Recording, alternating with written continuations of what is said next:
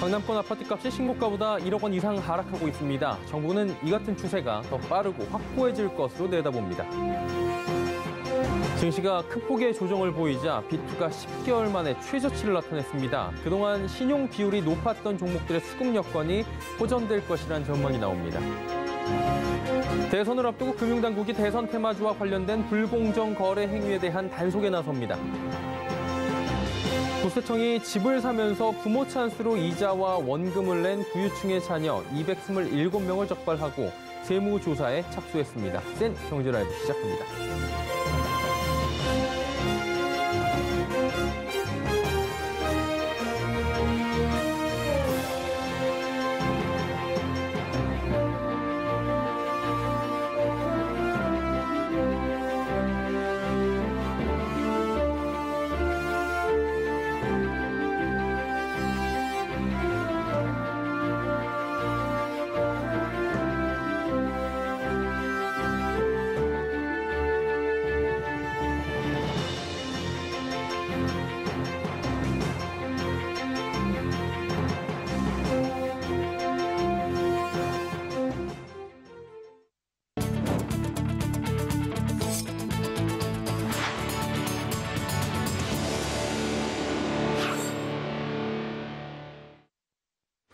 시청자 여러분 안녕하십니까? 센 경제라이브 서정덕입니다.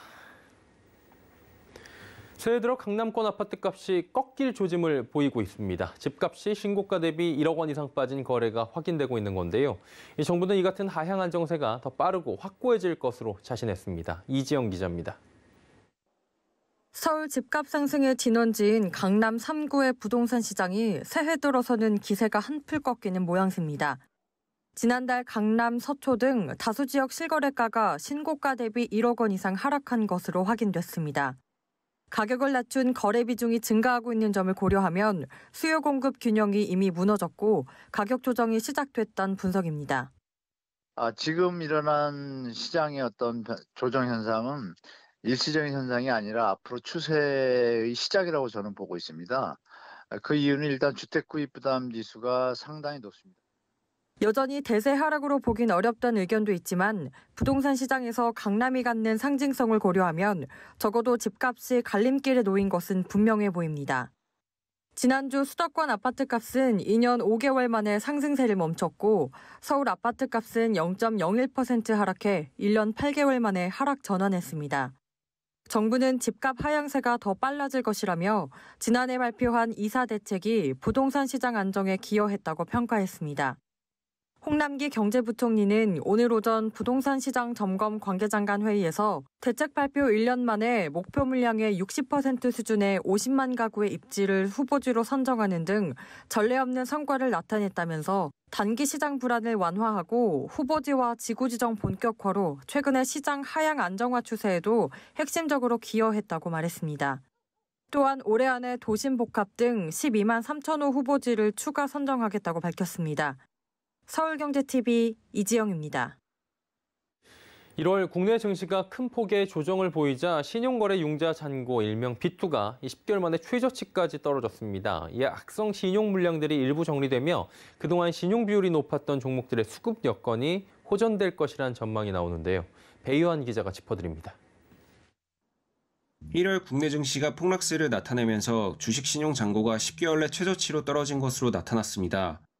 금융투자협회에 따르면 지난달 27일 신용거래 융자 잔고는 22조 47억 원으로 전날보다 5,240억 원이 감소해 7거래일 연속 하락했습니다.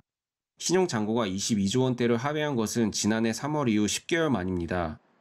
이처럼 신용거래 융자 잔고가 급격한 하락세를 나타낸 배경에는 증시 폭락으로 인한 반대 매매와 더불어 LG에너지솔루션 상장, 미 연준의 긴축 강화 발표, 러시아와 우크라이나 간의 지정학적 리스크 등 국내외 악재가 부각되며 투자 심리가 꺾였기 때문으로 풀이됩니다. 이에 1월에만 코스피와 코스닥 지수는 각각 10.5%, 15.5% 급락하며 시장의 공포감이 조성되기도 했습니다. 반면 증권업계에서는 주식시장이 급락함에 따라 악성 매물인 신용거래 융자 잔고가 줄면서 관련 종목에 관심을 가져야 한다는 분석을 내놓았습니다. 금융정보업체 FN가이드에 따르면 1월 한 달 동안 신용잔고 비율은 라파스가 3.28% 감소하며 전체 주식 중 가장 큰 하락폭을 기록했습니다. 그 뒤를 이어 옴니시스템, 까뮤이엔시, 히림, 로보로보 등이 2에서 3%가량 신용거래 융자 잔고 비율이 감소했습니다. 증권업계 관계자는 신용잔고 비중 감소율 상위 종목군에 주목할 필요가 있다며 신용 감소는 주가 하락 방어와 상승 탄력에 긍정적으로 작용할 수 있다고 조언했습니다. 서울경제TV 배우환입니다. 오늘 금융투자업계에 따르면 올해 IPO 연간 공모 규모는 25조 원으로 전년 기록을 경신한 데 이어 역대 최대 규모를 기록할 전망입니다. 최근 현대 엔지니어링은 부진한 증시와 건설업계 투자 심리 위축으로 상장 계획을 철회했지만 현대오일뱅크, 교보생명, CJ 올리브영 등 올해 상장을 앞두고 있는 대형주는 여전히 많은 상황입니다. 다만 증권업계는 최근 증시가 부진한 가운데 잇따른 대형 IPO로 증시의 상단을 제한할 것이라는 우려도 제기되고 있습니다.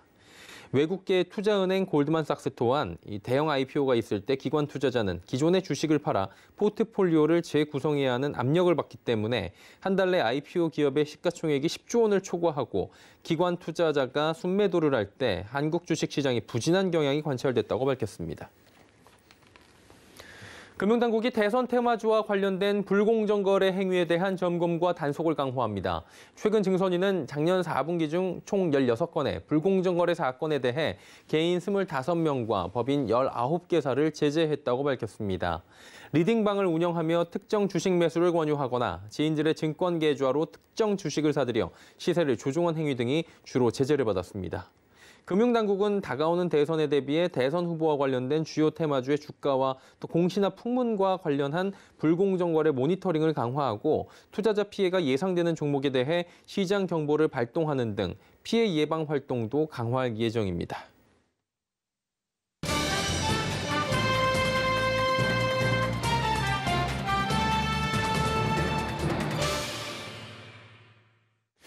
다음 주부터는 금융제조사들의 지난해 실적이 발표가 됩니다. 역대급 실적을 거둘 것으로 이미 시장에선 예견이 많이 되고 있는 상황이죠. 금융당국이 코로나19 사태 장기화, 금리 인상기 등 리스크에 대비하기 위해 대손 충당금을 크게 늘리라고 주문해 이 실적이 변수가 될 것으로 보인다고 합니다. 금융부의 윤다혜 기자와 하나하나 짚어보도록 하겠습니다. 윤 기자 나와 있습니까? 네, 안녕하세요. 일단은 금융지주 실적 발표 전이긴 한데 역대급 실적 얘기가 되고 있는데 좀 전해주시죠. 네, 4대 금융지주들이 지난해 역대급 순이익을 거둘 것으로 예상되고 있습니다. 금융정보업체 FN가이드에 따르면 KB 등 4대 금융지주의 지난해 순이익 시장 전망치는 14조 4,600억 원입니다.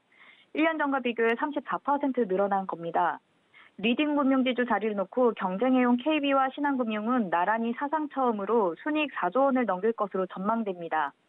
KB금융의 순이익은 전년 대비 29% 증가한 4조 4,500억 원, 신한금융은 4조 2천억 원으로 24% 늘어난 것으로 예상되고 있습니다. 하나우리금융도 순이익 3조 원 안팎이 될 것으로 예상되고 있는데요.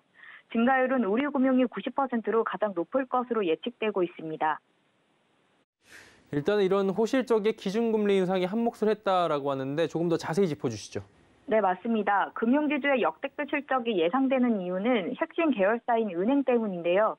은행은 기준금리 상승으로 대출금리가 크게 오르면서 대규모 이자이익을 거둔 것으로 분석됩니다. 가계대출 총량 규제가 있었지만 기업 대출이 증가하면서 전세 대출 성장률도 높았던 것으로 파악됩니다. 증권업계에선 지난해 국내 은행권의 평균 원화 대출 성장률을 약 8.2에서 8.3%로 보고 있습니다. 2016년에서 2019년 평균 대출 성장률은 5.8% 정도 수준입니다. 비은행 계열사의 하락도 이어지고 있는데요. 증권 계열사들은 지난해에도 역대급 순이익을 기록한 것으로 예측됩니다. 보험 부문도 금리 상승의 영향으로 실적 증가세가 이어질 것으로 전망됩니다.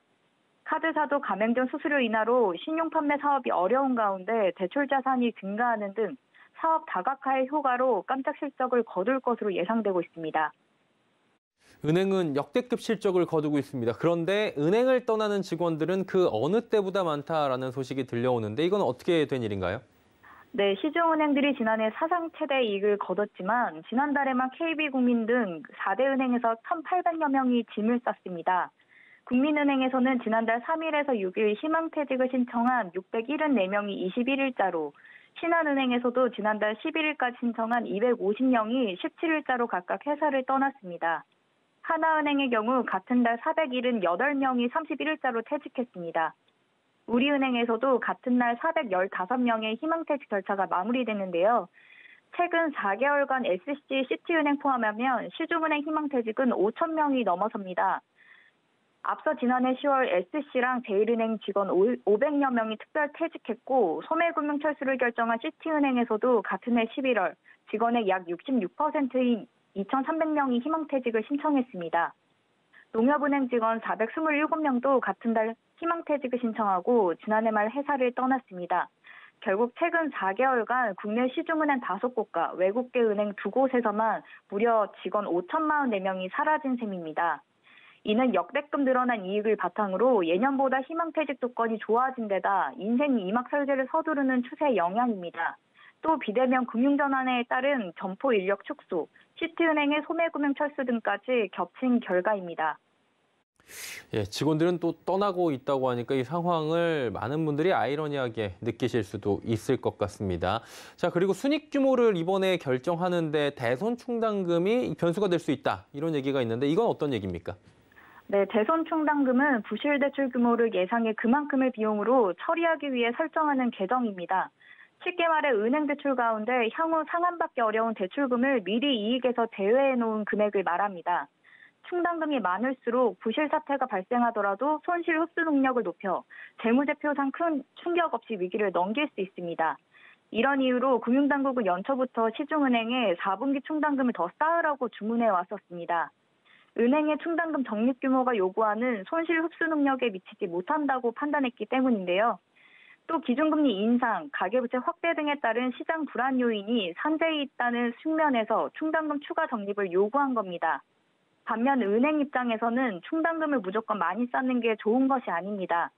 충당금을 쌓는 만큼의 은행의 순이익이 줄어들기 때문인데요. 이는 결국 배당 축소로 이어져 주주 권익을 훼손할 소지가 있습니다. 은행에 투자한 주주들의 반발뿐 아니라 주가에도 영향을 미칠 수 있습니다. 이에 충당금을 둘러싸고 각 입장이 엇갈리고 있는데요. 고승범 금융위원장은 금융권의 손실 흡수 능력을 충분히 확보해야 한다며 충당금 확대 필요성을 내비쳤고 정은보 금감원장도 위험이 현실화됐을 때 금융회사들이 이를 흡수할 수 있는 능력을 더 확대해 나가야 한다고 강조했습니다. 이에 은행권은 대출 채권 부실화 위험에 대비해 내부적으로 준비하고 있다는 입장입니다. 김강수 은행연합회장은 최근 기자간담회에서 일부에서는 미국에 비해 국내 은행의 충당금이 적다고 지적하지만 우리나라의 경우 충당금에 더해 대손 준비금까지 쌓는다며 다 합하면 적은 수준이 아니라고 반박했습니다. 은행들은 금융당국 주문에 지난 4분기 충당금 적립액 수치 조정에 나서고 있는데요. 충당금 전입 규모는 은행당 200억 원 안팎에 그치고 있어 실적에는 또 미미할 것이라는 분석도 나오고 있습니다. 예, 다음 주 발표 예정인 금융지주사들 실적 그리고 대손 충당금 관련 이야기들 나눠봤습니다. 금융부의 윤다혜 기자였습니다. 고맙습니다. 네, 감사합니다.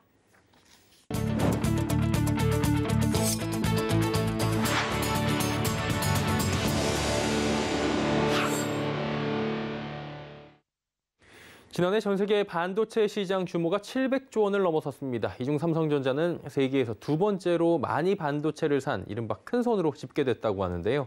정세미 기자가 전해드립니다. 작년 세계 반도체 매출 1위에 오른 삼성전자가 반도체 구매액에서도 상위권을 기록했습니다. 미국 시장조사업체 가트너는 현지 시간 2일 상위 10대 반도체 구매 기업을 발표했습니다. 삼성전자의 전 세계 반도체 구매 점유율은 7.8%, 지난해 반도체 구매 비용으로 457억 7,500만 달러, 우리 돈으로 약 55조 원을 쓴 겁니다. 가트너는 삼성전자의 반도체 지출 증가 이유로 메모리 34.1%, 비메모리 칩 23.9% 지출 확대와 반도체 부족 현상 등을 꼽았습니다. 1위는 미국의 애플로 11%가 넘는 점유율을 보였습니다. 애플은 지난해 683억 달러, 약 80조 원이 넘는 반도체를 사들였습니다. 이는 전년보다 26% 늘어난 규모로 아이폰 12와 13 모델이 연이어 흥행에 성공한 탓입니다. 이어 중국 업체의 약진도 두드러졌습니다. 삼성전자에 이어 레노버와 BBK 일렉트로닉스가 3, 4위를 차지했는데 각각 32.9%, 63.8% 급증했습니다. 이외에 샤오미가 172억 달러 규모로 6위에 올랐고 미국의 반도체 제재를 받은 화웨이는 7위로 내려앉았습니다. 한편 지난해 전 세계 반도체 매출은 5,835억 달러로 처음 연간 5천억 달러를 돌파했습니다. 가트너는 2025년 전 세계 반도체 매출 규모가 6,925억 달러를 넘겨 2030년 1조 달러 시대가 될 것으로 전망했습니다. 서울경제TV 정세미입니다. 그동안 전기차의 충전 문제로 어려움을 겪으신 분들이 많으셨다고 하는데요. 제네시스가 전기차 전용 충전소를 추가 설치하며 서비스 강화에 나선다고 합니다. 장민선 기자입니다. 전기차가 급증하고 있는 가운데 업계에선 충전시설 마련을 위한 움직임이 분주한 모습입니다. 제네시스는 수도권 5곳에 전기차 전용 충전소를 열고 무선 충전 서비스 시범 사업을 운영하기로 했습니다. 제네시스는 강남, 수지, 고양 등 5개소에 제네시스 브랜드 디자인이 반영된 충전 거점을 오픈하고 각 거점마다 초고속 충전기를 2기씩 설치했습니다. 전기차 충전 서비스 강화로 전기차 보유 고객의 편의를 높이겠다는 겁니다. 앱을 통한 차별화된 고객 서비스도 선보입니다. 충전소 위치 및 사용 정보 확인, 충전 대기표 발급 등의 기능을 지원해 제네시스 고객만을 위한 서비스 제공에 나섭니다. 또 무선 충전 서비스 상용화에 앞서 사업성 검증을 위한 시범 사업을 진행하기로 했습니다. 바닥에 설치된 충전 패드 위에 차량을 주차하는 것만으로도 전기차 충전이 가능합니다. 충전 성능은 11kW로 GV60 기준 약 8시간이 소요됩니다. 전동화 전환의 일환으로 무선 충전 서비스 시범 사업을 시작하게 되었습니다. 전동화 시대를 선도하는 럭셔리 브랜드를 목표로 차별화된 고객 경험을 제공하기 위해 지속적으로 노력하겠습니다. 제네시스는 75개의 무선 충전기를 확대하고 2023년까지 무선 충전 사업 실효성 검증과 운영체계 구축을 위한 데이터를 축적해 나갈 예정입니다. 한편 정부도 기존 500세대 이상에서 100세대 이상 공동주택에 전기차 충전 시설을 의무적으로 설치하도록 하는 등 충전소 설치 기준을 확대했습니다. 서울경제TV 장민선입니다. 르노 삼성자동차는 자동차용 반도체 등 부품 부족 상황에서도 주력 인기 차종들이 이번 달 혹은 3월까지 고객 인도가 가능하다고 밝혔습니다. 르노 삼성은 고객들의 출고 지연 불편을 최소화하기 위해 노력하고 있다며 특히 QM6, SM6, XM3 등 주력 인기 모델들에 대한 빠른 출고를 자신했습니다. 또 르노 삼성은 이달 신차 구매 고객들을 대상으로 할인 혜택도 제공하는데요. QM6는 편의 사양과 용품, 보증 연장 구입 지원비가 트림별로 세분화돼 100만 원에서 최대 160만 원을 지원받을 수 있습니다. 도심형 전기차 르노조에는 최대 300만 원의 할인 혜택을 받을 수 있고 초소형 전기차 트위지도 50만 원의 현금 할인과 60개월 무이자 할부 프로그램도 이용할 수 있게 됩니다. 오미크론의 확산으로 국제선 매출이 급감한 항공사들이 고유가와 원달러 환율 상승이란 악재까지 맞닥뜨렸습니다. 또 여기에 고용 유지 지원금 종료가 코앞으로 다가오며 업계의 불안감이 커지고 있다고 하는데요. 문다혜 기자입니다. 코로나19로 하늘길이 끊기며 항공사들이 비상 경영에 돌입한 지도 벌써 1년 10개월째. 올해는 작년보다 국제선 운항이 확대되며 업황이 나아질 것이란 기대가 나오지만 불안 요소도 여전한 상황입니다. 일단 국제항공운송협회는 올해 글로벌 여객 소송량이 작년보다 51% 늘고 2019년의 61% 수준까지 회복될 것이라고 내다봤습니다. 문제는 고유가와 원달러 환율 상승. 지난달 21일 기준 통합 항공유의 가격은 갤런당 245.26센트로 작년보다 74% 올랐고 지난해 1월 1082.1원 수준이었던 원달러 환율은 지난달 말 1200원을 넘었습니다. 항공기 리스비와 유가 등을 달러로 결제하는 항공사들은 환율 상승에 따른 원화 약세가 이어질 경우 영업비용이 늘어날 수밖에 없는 데다 연료비 부담까지 늘어난 겁니다. 엎친 데 덮친 격으로 항공업계의 고용유지 지원금은 이달 말 종료됩니다. 당초 지원금은 1년에 최대 6개월까지 지급될 예정이었으나 코로나19 장기화로 2차례나 지원이 연장됐습니다. 하지만 2020년 3월부터 항공업계의 휴직이 시작돼 3년째인 올해 3월부터는 원칙적으로 고용유지 지원이 제한됩니다. 이에 항공사 자체적으로 비상 경영을 이어가야 하는 상황. 게다가 올해 지원금 예산마저 작년의 3분의 1로 줄며 인력 조정 가능성도 배제할 수 없게 됐습니다. 항공업계는 코로나19 특수성을 고려해 지급 기간을 연장해달라고 호소하고 있습니다. 휴직과 휴업 등 고통분담으로 버텨왔는데 오미크론 변이로 국제선 운항이 사실상 정부에 여전히 어려운 상황입니다. 지속적인 경영과 일자리 유지를 위해 정부의 계속적인 지원이 절실합니다. 한국항공협회와 인천국제공항공사는 공동으로 고용노동부에 특별고용지원업종 지정기간 1년 연장과 유무급 고용유지지원금 지원기간 확대를 요청했습니다. 서울경제TV 문다입니다. 코로나 사태가 장기화되며 지난해 편의점 3사 매출이 대형마트 3사를 처음으로 넘어섰습니다. 이 같은 분위기 속 세븐일레븐 운영사인 롯데가 미니스톱을 인수해 편의점 매출 규모는 더욱 커질 것으로 관측되는데요. 김수빈 기자가 전해드립니다. 산업통상자원부가 발표한 2021년 주요 유통업계 매출 동향에 따르면 지난해 GS25와 CU, 세븐일레븐 등 편의점 3사의 매출이 전체 유통업계에서 차지하는 비율은 15.9%. 편의점 3사는 이마트와 롯데마트, 홈플러스 등 대형마트 3사의 매출 비중을 0.2%포인트 앞질렀습니다. 2019년까지 유통업계의 매출 비중은 대형마트, 백화점, 편의점 등 순을 유지했습니다. 2020년까지도 매출 비중 1위를 차지해온 대형마트가 지난해 3위로 내려갔습니다. 이번 지각 변동의 가장 큰 이유는 코로나 사태의 장기화. 코로나19 영향으로 사람들이 많지 않고 가까운 곳을 선호하는 등 소비 행태가 변한 겁니다. 코로나 영향으로 근거리 상권이 활성화되고 있는 만큼 앞으로도 편의점 업계의 긍정적인 상황이 좀 지속되지 않을까요? 오미크론 변이 바이러스의 확산세가 심상치 않은 가운데 올해도 편의점의 매출 비중은 더욱 커질 것으로 예상되고 있습니다.